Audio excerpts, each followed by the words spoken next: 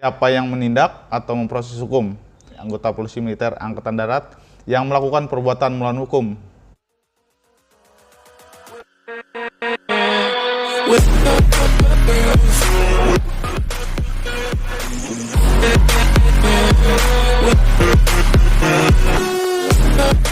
Assalamualaikum warahmatullahi wabarakatuh. Salam Satya Wira Wicaksana. Ketemu lagi dengan saya Serkadeni di channel Deden Bom.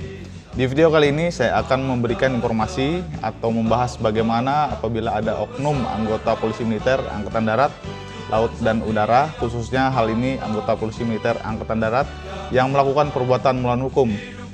Siapa yang menindak atau memproses hukum? Dimana sebelumnya teman-teman banyak yang bertanya kepada saya, baik melalui komentar dan secara langsung.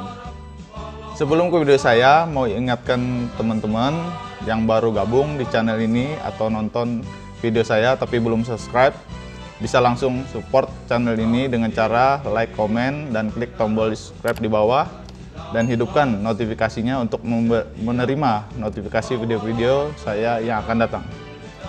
Nonton video saya sampai habis agar tidak gagal paham. Check it out. Prajurit Polisi Militer Angkatan Darat selaku penegak hukum, disiplin, tata tertib, dan kepatuhan hukum di lingkungan Angkatan Darat hendaknya menjadi ujung tombak, tidak melakukan pelanggaran dan perbuatan melawan hukum, sehingga Polisi Militer Angkatan Darat dapat dijadikan contoh dan tauladan bagi prajurit TNI Angkatan Darat lainnya. Apabila ada oknum anggota Polisi Militer Angkatan Darat, Laut dan Udara, khususnya dalam hal ini Polisi Militer Angkatan Darat yang melakukan perbuatan melawan hukum atau pelanggaran, siapa yang menindak atau memproses hukum?